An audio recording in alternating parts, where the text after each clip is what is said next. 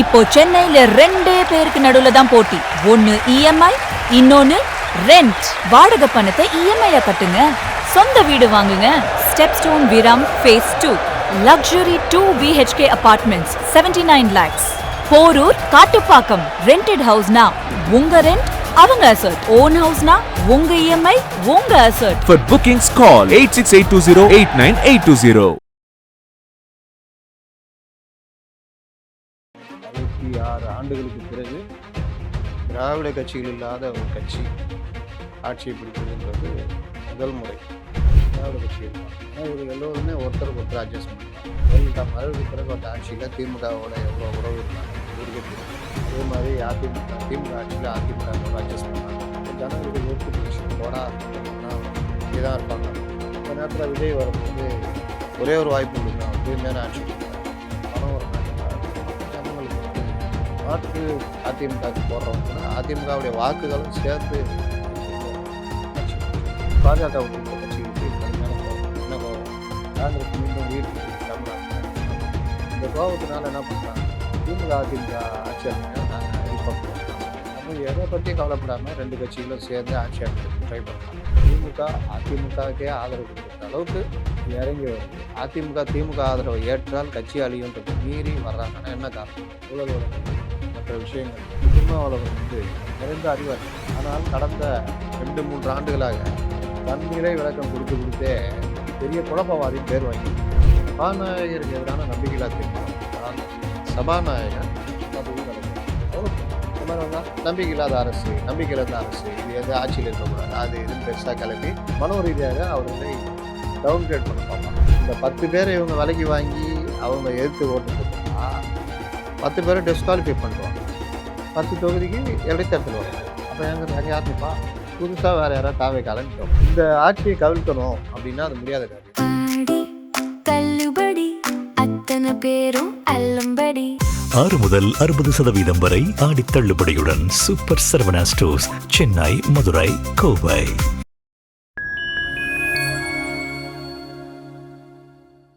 Fan time நேயர்களுக்கு வணக்கம். இன்று நம்மோடு இணைந்திருப்பவர் மூத்த பத்திரிகையாளர் திரு அப்துல் முத்தலீஃப் அவர்கள். சார் வணக்கம். தொடர்ந்து ஊடகங்களிலும் செய்திகள் வாயிலாக சொல்லப்படக்கூடிய அதிகமான வார்த்தை என்னன்னு பார்த்தீங்கன்னா குதிரை பேரம், ஆட்சி கவிழ்ப்பு. இந்த சம்பந்தமாக தான் அதிகமாக பேசிக்கிட்டு இருக்காங்க.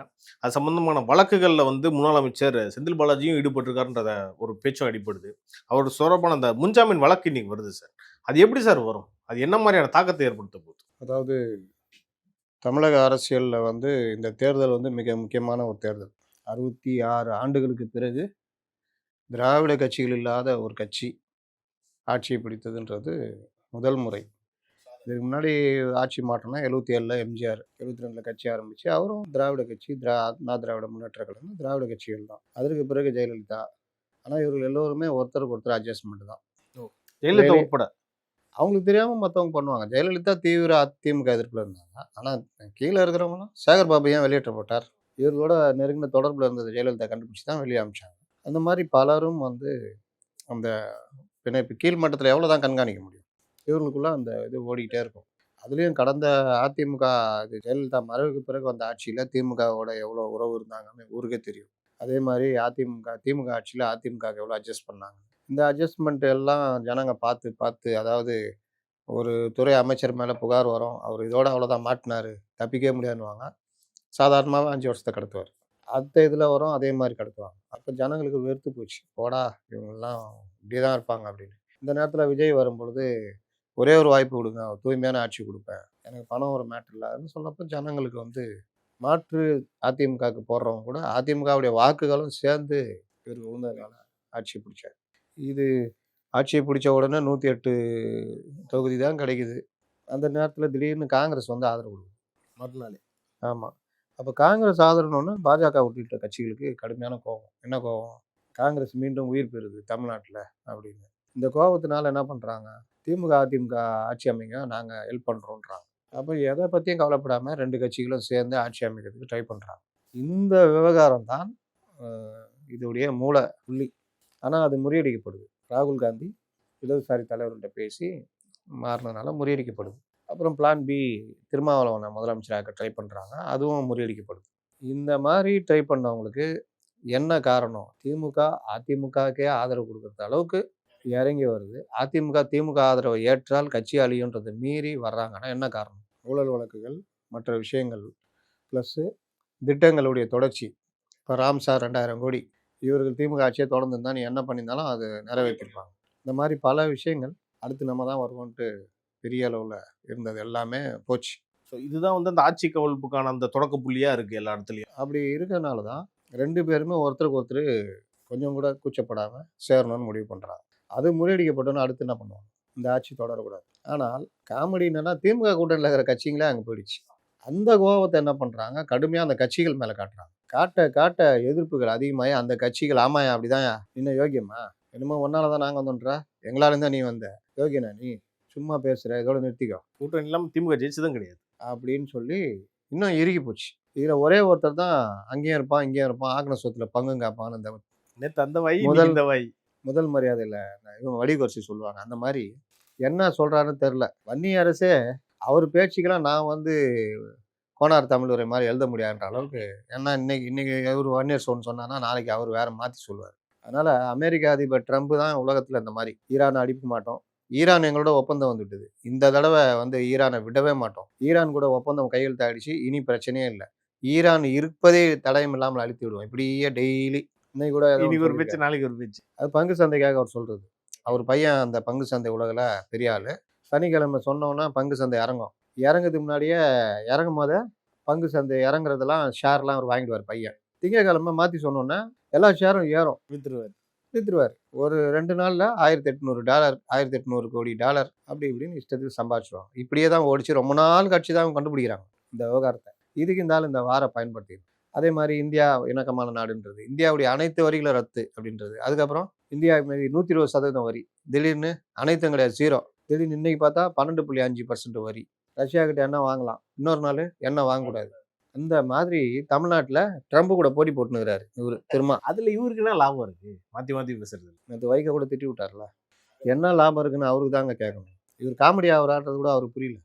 ரொம்ப பேர் காமெடி பீஸ் ஆகிறதுக்கு காரணமே அவர்கள் வாய் தான். ஒருத்தன் பார்த்தா நல்லா தோற்றம் நல்லா ஒரு இதுவாக இருப்பான், நம்ம பயங்கரமான ஒரு நாலேஜபிள் பர்சன் போல. எல்லார் வாழ்க்கையிலும் நடந்திருக்கும்.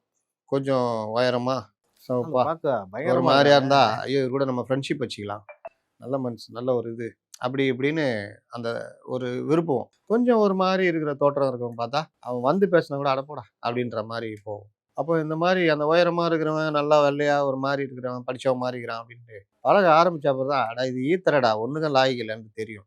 ஏன் அவன் அப்படியே போயிருந்தாலும் நமக்கு தெரிஞ்சிருக்காது. அவனோட பேசி பழகும் போது பேசும் போதே தெரியும் இவன் நாலேஜ் இல்லை, இது ஞான சூன்யம். பழகும் போது இவன் ஒரு மனிதனுக்குரிய தன்மையே இல்லை உண்ட. அதே கொஞ்சம் சாதாரண தோற்றம் உள்ள கிராமத்து இளைஞர் போல இருப்பார், நம்ம ஒதுக்குவோம். அவர் பார்த்தா நல்ல பண்பாடு நல்ல நாலேஜாக இருப்பார். ஒரு விஷயம் கேட்கும் போது அதுக்கு நல்லா ஆழ்ந்த அறிவு இருக்கும். அப்புறம் அவர் உதவி செய்கிற மனப்பான்மை பார்க்கும்போது அவர் பெரிய ஒரு அழகாக தோன்றுவார். அப்போ அழகுன்றது நடத்தையில் தான் இருக்குன்றது தான் உண்மை.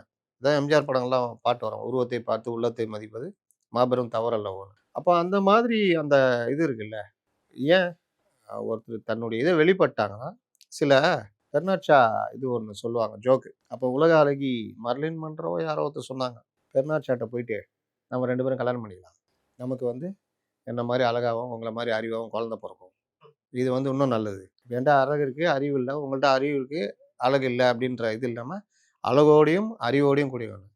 சொல்கிறதெல்லாம் சரி, என்ன மாதிரி அழகோடும் உன்ன மாதிரி அறிவோடும் பிறந்துட்டா என்ன பண்ணுறது அப்படின்னு கேட்டாங்க. அப்படியே திருப்பி வயசு அப்போ பார்க்கலாம் இன்றைக்கும் இந்த இன்ஸ்டாவில் மற்றதெல்லாம் பெண்கள் பெரும்பாலும் தங்களுடைய இந்த புற அழகை காட்டி ரீல்ஸ் அதெல்லாம் போடுறாங்க, அதுக்கு ரொம்ப லைக்கு இதெல்லாம் வரும். கிட்ட போய் பேசிங்கன்னா ஒரு நாலேஜ் எனக்கு. அப்போ நடிகைகளே கூட பல பேர் நீங்கள் ஏன் ஒரு ஜெயலலிதா ஜெயிச்சாங்கன்னா அவர்கள் வந்து நாலேஜை வளர்த்துக்கிட்டாங்க, படிக்கிறது அதிகமாக படிக்கிறது அது இது தேடி தேடி படித்தாங்க, ஒரு விஷயத்தை எப்படி ஹோம்ஒர்க் பண்ணணும் அதுக்கான தேடல் என்ன பண்ணலாம் தெரிஞ்சுக்கிட்டாங்க, அதனால் அவங்களால ஜெயிக்க முடிஞ்சது. அந்த மாதிரி இந்த இவர் திருமாவளவன் வந்து நிறைந்த அறிவாளி. ஆனால் கடந்த 2-3 ஆண்டுகளாக தன்னிலை விளக்கம் கொடுத்தே பெரிய குழப்பவாதின்னு பேர் வாங்கிட்டு இருக்கு. இல்ல கட்சியில இருக்கவங்களே அவங்களே யோசிப்பாங்களே வளரிட்டு இருக்காங்க. நேற்று வைகோ சொன்னதான் கரெக்ட், கூட்டணின்னு சேர்ந்துட்டல அதோட பொத்திக்கிட்டு இருக்கணும். ஏதாவது பிரச்சனையா சம்பந்தப்பட்ட அமைச்சர்கள்ட்ட சொல்லு, ஏன்னா நீ கூட்டணி கட்சி உடனே சந்திக்கலாம். அதுவும் திருமாவளவன் போன்றவர்கள் சிஎம்ஏ பார்த்து சொல்லலாம். அப்புறம் என்ன வெளியில வந்து வளரிட்டு நான் வந்து அவங்களோட கூட்டணி இல்லை, நான் வந்து கல்யாணம் ஆயிடுச்சு, டைவர்ஸ் ஆயிடுச்சு, இன்னொரு பொண்ணை கல்யாணம் பண்ணிட்டேன். டைவர்ஸ் ஆனாலும் அன்னைக்கு அவ போட்டு வச்ச அந்த மீன் குழம்பு நினைச்சா இன்னைக்கும் எனக்கு இது இருக்குன்னா அந்த பொண்டாட்டி என்ன நினைப்பா? நான் வந்து இவ கூட தான் வாழ்றேன். ஆனா என் மனசால அவ கூட தான் வாழ்ந்துட்டு இருக்கேன்னா எப்படி இருக்கும்? காண்டாவாது? போயா அங்கேயே போய் வாழ்ந்துக்க போ அப்படின்னு. வெறுப்பாயிரும். சார் அதுக்கு தான் இன்னொரு ஆல்டர்னேட்டிவ் தர்ற மாதிரி தோணுது சார். பாமகவை இழுக்கலான்ற பிளான்லயே இருக்கான்ற மாதிரி தகவல் வருது. இழுத்தா நல்லதான்னு நினைக்கிறீங்க? ஏங்க அவங்க யாரையும் இப்ப இழுக்கணும்னு அவசியம் இல்லை. அவங்க வந்து அது பாட்டுல ரன் ஆகிட்டே இருக்கும் கவர்மெண்ட். பாமக வரணும், அது வரணும்லாம் அவசியமே இல்லை. அதனால இந்த ஊடகங்கள் கிளப்பி விடுறது. அவங்க கொஞ்சம் நெருங்கி வராங்க. இப்போ இவரை போய் பார்க்குறாங்க, புஷி ஆனந்த. அவருக்கு பொதுவாக இவர் மேலே அன்புமணி மேலாம் பயங்கர மரியாதை. ஏன்னா அவரை பற்றி தெரிஞ்சிருக்கோம். இவங்க ஒரு விஷயம்னா ரொம்ப தெளிவாக பேசக்கூடிய ஆட்கள். அதனால அந்த மரியாதையை கொடுக்குறாரு. அப்போ அவர் அமைச்சர் சேரில் கூட உட்காராம பக்கத்தில் சேர் போட்டு உட்காந்துட்டு சொல்லுங்கன்னு கேட்குறாரு. அவர் நெகிழ்ந்து போயிடுறாரு அன்புமணி. இந்த மாதிரி ஒரு அரசு நான் பார்க்கல. யாராக இருந்தாலும் அவங்களுடைய மதிப்பை கொடுத்து கேட்டு ஆலோசனை கேட்குறாங்க அப்படின்னு. அதுக்காக அன்புமணி சும்மா இருக்கல. இப்போ இன்னைக்கு ஒரு அறிக்கை விட்டுருக்காரு. அது தினமும் அறிக்கை பல்கலைக்கழக அந்த மருத்துவ வேந்தர்கள் தேர்வில் ஆமா. இஷ்டத்துக்கு 5 பேர் நியமிச்சுட்டு போறீங்க, நம்முடைய உரிமையை விட்டு கொடுக்கக்கூடாது, மேகதாட்டான விஷயம் பேசுறாரு. அப்போ அவர் ஒரு ஆக்கப்பூர்வமான எதிர்க்கட்சி தலைவராக செயல்படுறாரு. அண்ணாமலை பார்த்தீங்கன்னா ஓராண்டு இந்த அரசுக்கு நம்ம எதுன்றாரு. ஆனால் இந்த 2 திராவிட கட்சிகள் அவங்களால பொறுத்துக்க முடியல. இன்னைக்கு புதுசா எடப்பாடி ஆரம்பிச்சிருக்காரு. இந்த ஆட்சி நீடிக்காது, கவுந்துரும் அப்படின்னு. ஆனா கூட்டணி கட்சிகளே கவிழ்த்து விட்டுருவாங்க. ஆனா இவங்க எல்லாருமே எதிர்க்கட்சிகள். இவரு கூட்டணியில இருந்துங்கன்னு ஒரு அமைச்சரை அங்க போட்டுக்கிட்டு வளரிட்டு இருக்காரு. அதான் பிரச்சனை. சார் இல்ல சார், இது கட்சி உள்ளேயும் வெறுப்பேத்துது, கூட்டணியில தாவேக்கா இருக்கவனையும் வெறுப்பேத்துது. இது எப்படி சார் எடுத்துக்கலாம் இதை? அவருடைய போக்கை நம்ம எதிர்காலத்துல எப்படி இருக்கும்னு நினைக்கிறீங்க? இதே மாதிரி தான் இருக்கும். யாரும் அவர் பேச்சு சீரியஸா எடுத்துக்க மாட்டாங்க. அவரே என்னங்க அவர் உங்களை பத்தி இப்படி பேசிட்டாரு அப்படியா, நாளைக்கு பாருங்க, நாளைக்கு வாழ்த்தி பேசுறாரு, இப்ப என்ன சொல்றீங்க? அவர் சொல்லுவாரு நாளைக்கு பாருங்க, நாளைக்கு திட்டி பேசுவார், இப்ப என்ன சொல்றீங்க? நீ என்ன அடுத்த நாள் பாரு என்ன பேசுறாருன்னு. அதனால குழப்பமே உனது பேர் தான் திருமாவா அப்படின்னு. Right sir. நம்ம ஏற்கனவே இந்த குதிரை பேரத்தை பத்தி பேசிட்டு இருந்தோம். செந்தில் பாலாஜி அப்புறம் தொடர்புல ஒரு 4 பேரை கைது பண்ணாங்க. வரேன் அதுதான். அப்போ இந்த ஆட்சியை கவிழ்க்கணும் அப்படின்னா அது முடியாத காரியம். ஏன்னா ஒன்ஸு உரிமைக்கு வரும் தீர்மானம் ஜெயிச்சிட்டாங்கன்னா அடுத்த 6 மாதத்துக்கு தீர்மானம் கொண்டு வர முடியாது. சரி, அப்போ என்ன பண்ணுறது? சபாநாயகருக்கு எதிராக நம்பிக்கையில்லா தீர்மானம் கொண்டு வரலாம். அப்படி கொண்டு வந்தால் பல பேர் வளரிக்கிட்டு இருக்காங்க. அப்படி கொண்டு வந்து தோக்கடிச்சிட்டா ஆட்சியும் உடனே ராஜினாமா பண்ணணும் அப்படின்னு மூத்த பத்திரிகையாளர்களே வளரிக்கிட்டு இருக்காங்க. சபாநாயகருக்கு எதிராக இது கொண்டு வந்தால் அங்கே அடித்தா அங்கே தான் வலிக்கும், இங்கே வலிக்காது. அது மாற்ற வெறும் இப்போ சபாநாயகர் தான் மாற்றுவாங்களா? 2 நாள் பொறுத்து மறுபடியும் அவரையே கூட சபாநாயகரை கொண்டு வரணும். அதான் அவங்க இஷ்டம். ஆளுகின்ற அரசு மெஜாரிட்டி அடிப்படையில் யாரை வேணால் சபாநாயகரை வச்சுக்கலாம். அதெல்லாம் பிரச்சனை இல்லை. ஜோதி பாசு அவர்கள் எம்எல்ஏவா இல்லை, அப்போ முதலமைச்சர் ஆகுறாரு.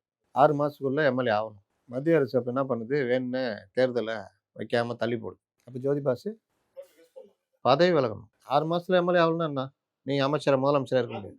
அப்போ அவர் என்ன பண்ணுறாரு, ஆலோசனை நடத்துகிறாங்க. இவங்களுடைய நோக்கம் என்ன, ஜோதி பாசு முதலமைச்சராக இருக்கக்கூடாது. அப்போ அவர் பதவி விலகணும்ல, அப்போ ராஜினாமா பண்ணுற நிலைமை. அவர் என்ன பண்ணுறாங்க, சட்ட நிபுணர்லாம் கலந்து ஆலோசிக்கிறாங்க. சட்டத்தில் என்ன இருக்குது, 6 மாதத்துக்குள்ளே எலெக்ஷன் வைக்கணும். எலெக்ஷனில் ஜெயிச்சிடணும்.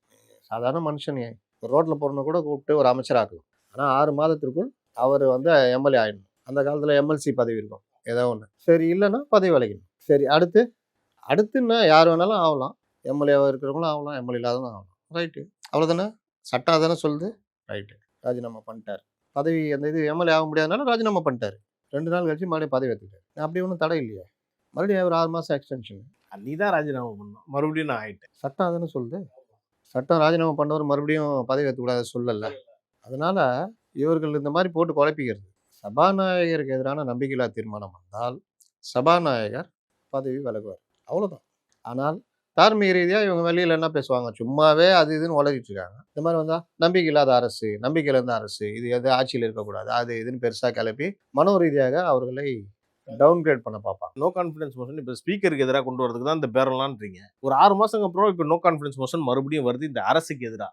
அப்போ வந்து அரசுக்கு எதிராகவே வாக்களிக்கலாமே, ஏன் வந்து ஸ்பீக்கருக்கு எதிராக கொண்டு வராங்கன்றது? அதை தான் நான் இப்போ சொன்னேன். ஸ்பீக்கருக்கு எதிராக உடனே அந்த அரிப்பை தீர்த்துக்கணும்ல. அதுக்காக 6 மாதம் எப்படி சும்மா இருக்க முடியும்?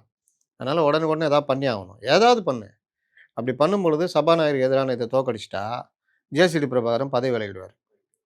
அவர் மேலே தனிப்பட்ட கோபமும் இருக்குல்ல. 2வது, பெரிய அளவில் பிரச்சாரம் கொண்டு போகலாம். இந்த அரசு நம்பிக்கை இல்லாத அரசு, மைனாரிட்டி அரசு, அப்படி இப்படின்னு. ஆனால் ஜோக் என்னென்னா, அந்த நேரத்துக்கு மட்டும்தான் அது.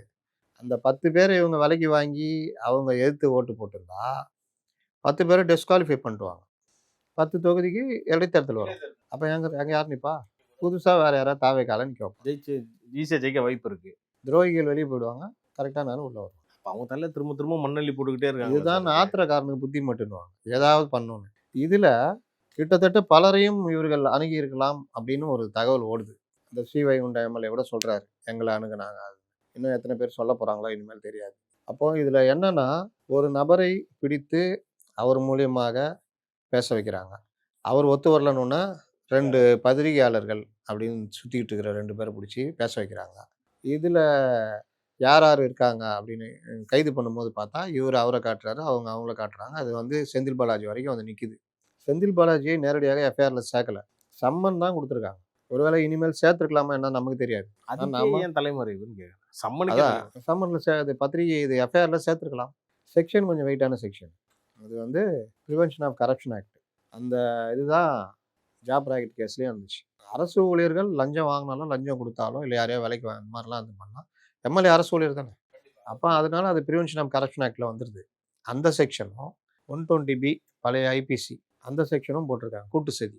இது ரெண்டுமே பிஎம்எல் ஆக்ட் போடுறதுக்கு இடி உள்ள வரதுக்கான நல்ல வாசல் அது. அதான் அது இருந்தால் தான் ஈஸியாக வந்துடும், மற்றது கூட லேட் ஆகும். Okay sir. அப்போ இன்னைக்கு வர வாய்ப்பு ஜாமீன் கூட முன்ஜாமீன் கேட்டிருக்காருல, அது கூட வர வாய்ப்பு இல்லைன்ற மாதிரி தான் இருக்கா சார் இது வரைக்கும்? அது தெரியல, அது நீதிமன்றம் எப்படி எடுத்து தெரில. ஏன்னா அவர் தலைமறைவாயிட்டாரு, அதனால கொடுக்கூடாது அப்படின்னு நாங்கள் விசாரணைக்கு ஒத்துழைக்கிறோம், கைது செய்யப்படும்ன்ற அச்சத்தில் தான் இதாக இருக்கும். இல்லை அவருக்கு உடம்பு சரியில்லை, இதை பாருங்க மெடிக்கல் ரிப்போர்ட் ஏதோ ஒன்று சொல்லுவாங்க. இன்னொன்று அவர் பேர் குற்றச்சாட்டுலேயே இல்லை, குற்றவாளிகள் சொல்லலை.